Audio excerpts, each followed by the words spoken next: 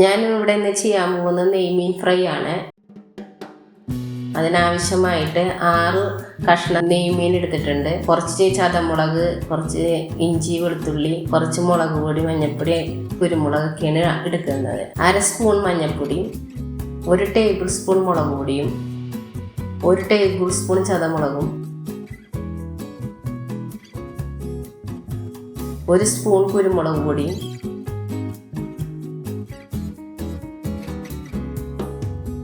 ആവശ്യത്തിന് ഉപ്പും,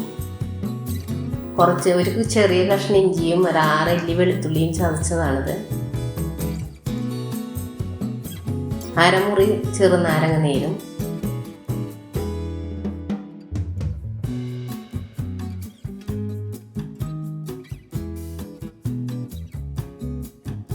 കുറച്ച് വെളിച്ചെണ്ണയും കൂട്ടി നമുക്ക് നന്നായിട്ട് കുഴച്ചെടുക്കാം.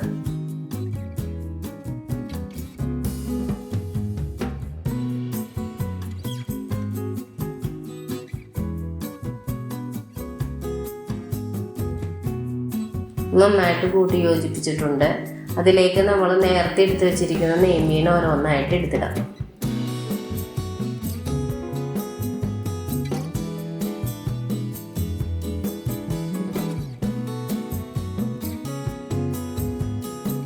നെയ്മീനെല്ലാം എടുത്ത് അതിലേക്ക് വെച്ചിട്ട് അത് ഓരോന്നായിട്ട് ഓരോ കഷ്ണത്തിന്മേലും അരപ്പുകളൊക്കെ നന്നായിട്ട് തേച്ച് പിടിപ്പിക്കുക.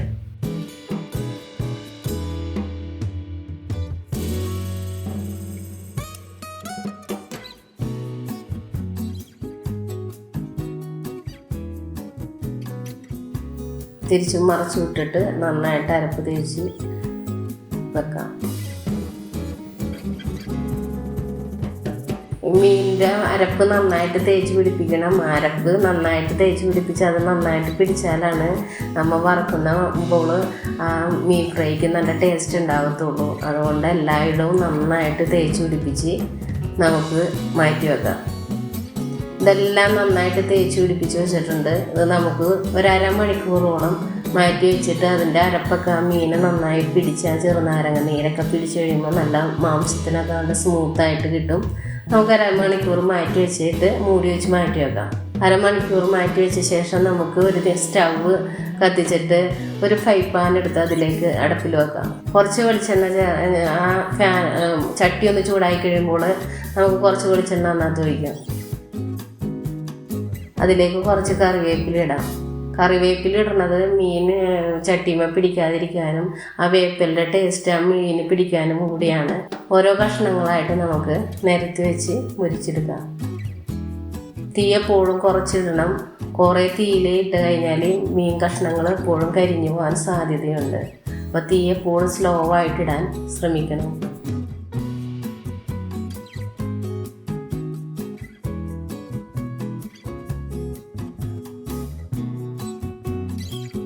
അരപ്പൊക്കെ ഉള്ളതുകൊണ്ടൊന്ന് പെട്ടെന്ന് കരിഞ്ഞ് പിടിക്കും, മീൻ മൊരിയത്തില്ല. അപ്പോൾ തീ എപ്പോഴും കുറച്ചിട്ട് മൊരിക്കണം. നമ്മൾ എല്ലാ കഷ്ണങ്ങളും ചട്ടിയിലേക്ക് നിരത്തി വെച്ചിട്ടുണ്ട്. ഇനി തീ കുറച്ചിട്ട് വെളിച്ചെണ്ണ എല്ലായിടത്തേക്കും ചുറ്റിച്ച് കൊടുത്താക്കി മൊരിച്ചെടുക്കുക.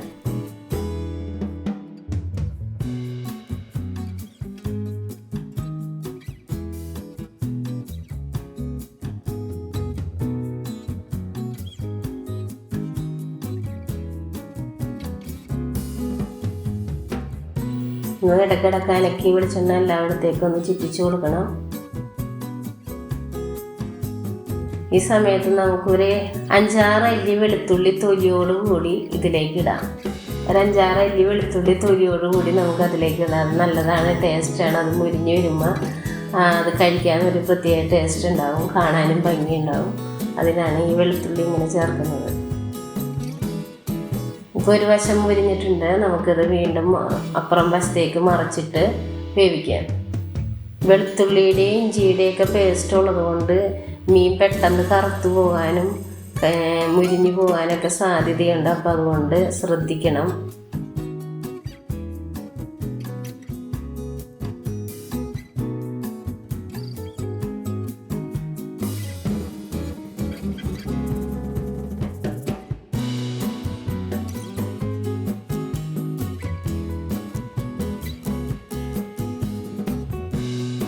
ഇതെല്ലാം മറച്ചിട്ടിട്ടുണ്ട്.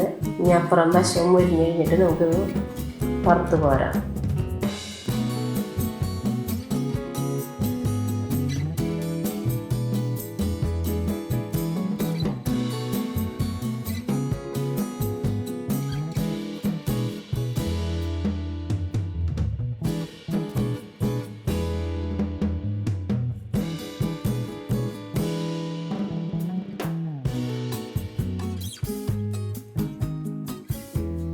ഇത് മുരിഞ്ഞിട്ടുണ്ട്. ഞാൻ ഓരോ കഷ്ണങ്ങളായിട്ട് പ്ലേറ്റിലേക്ക് മാറ്റാൻ പോവുകയാണ്.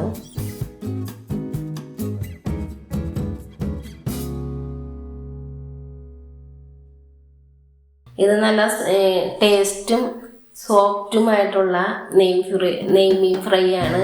അടിപൊളിയാണ്. നമുക്ക് കടകളിൽ റെസ്റ്റോറൻറ്റുകളിലൊക്കെ കിട്ടുന്ന പോലത്തെ അടിപൊളി നെയ്മീൻ ഫ്രൈ ആണ്. ഇതെല്ലാവരും ഒന്ന് ട്രൈ ചെയ്യണം.